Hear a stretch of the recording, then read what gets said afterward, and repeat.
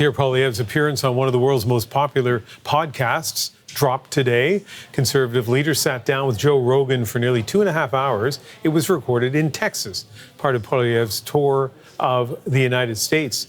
The Conservative leader used that massive platform to push back against Donald Trump.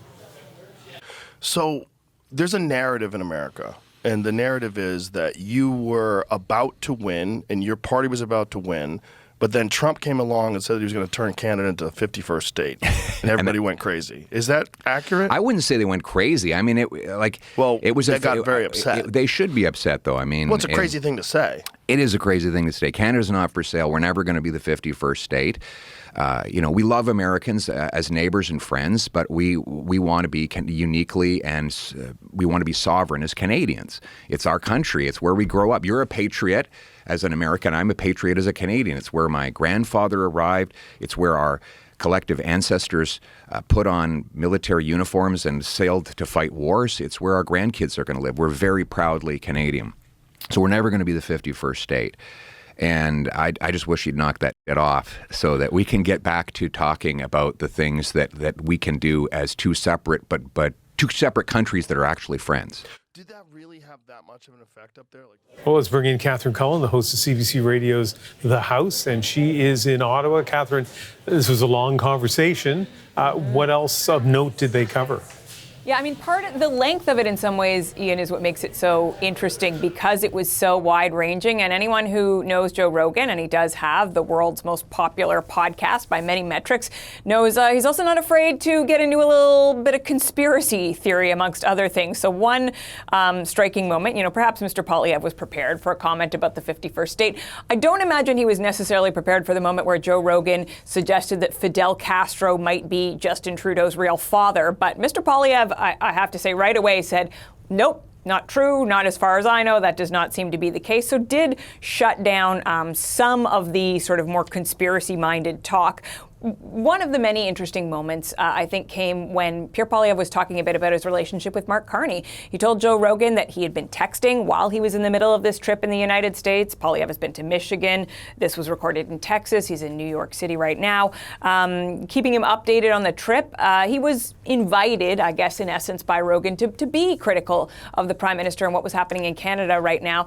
And Poilievre explicitly said, I won't criticize him on foreign soil. We have mutual respect. So I think that is a long-standing convention in Canadian politics, but also an effort on Poilievre's part to look a bit more statesman-like as he tries to regain some footing. We've recently been seeing the Liberals with, yes, success with floor crossers, but success in the polls as well. And one more thing I'll talk about, Ian, was the conversation around resources. Joe Rogan was asking about the environmental impact of the oil sands and whether that was some of what was, after Poilievre said, well, we need to unblock our resources. Rogan said, well, is it about all the damage to the environment that comes from the oil sands? Poilievre pushed back very hard on that. He said the people who live in Alberta or in northern Alberta are very happy. They're very healthy. And he said most of the environmental concerns were BS. He did not use quite that word. He sort of filled in the blanks there.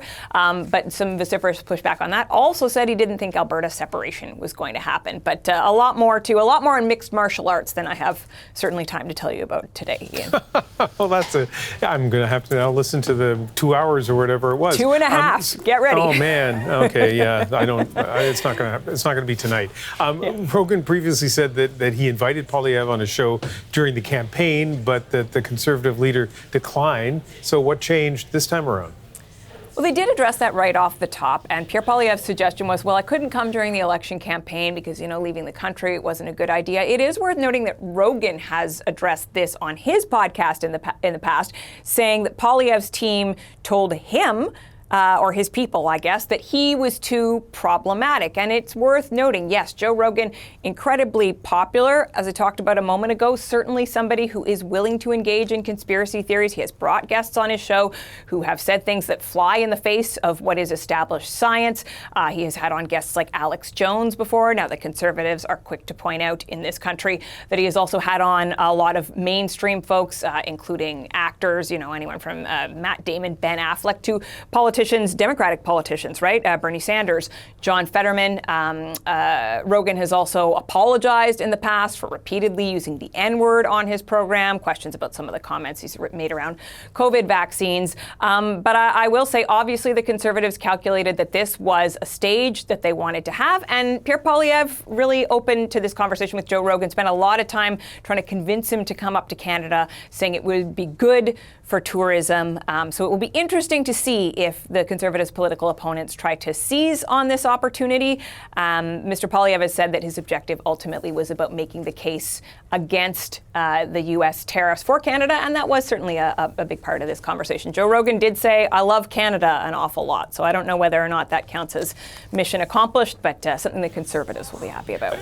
We have less than a minute, but Catherine, I need to ask you, like, as somebody who observes politics, analyzes politics, beyond what you talked about, was there anything in tone or in fact that you heard on this podcast from Poilievre that surprised you? I was surprised off the top to see that he looked a little bit nervous, frankly, Ian. I spent a lot of time watching him, and he is somebody who enters a room with a lot of confidence, and you could see that he, I think, knew that this was going to be potentially, in some ways, a challenging interview for him because he did not know where it was going to go. I think just the fact that it happened when it's something that Conservatives chose not to do before tells you that this is a moment where Pierre Poilievre is recalibrating. He's trying to find his footing, and I will say the speed at which he shut down that Fidel Castro comment, that he went in there knowing there was a danger in engaging in too much conspiracy talk,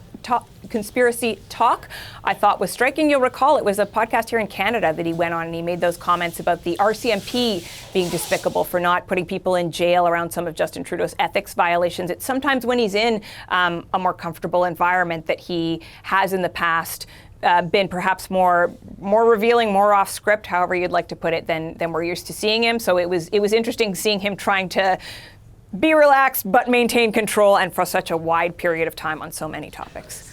Yeah, that's all really interesting. So his podcast has a lot of listeners. So does The House, your excellent program on Saturday mornings. No, listen, for people who don't listen to that, if they don't now, they should, either live or in podcast form. And tonight, and honestly, I'm looking forward to this, you are a guest, moderating At Issue on the National, Catherine. So more to look forward to. Thank you very much. And I get to be on with Hanomansing, so it's a pretty darn good day.